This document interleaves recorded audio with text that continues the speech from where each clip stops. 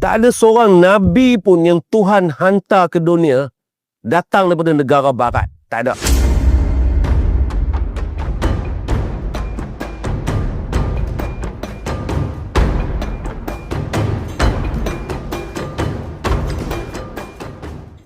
Adam, Idris, Nuh, Hud, Soleh, tutut daripada awal tu tuan-tuan.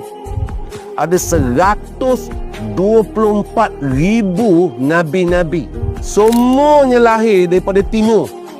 Tulis yo, Kukuk tak tahu.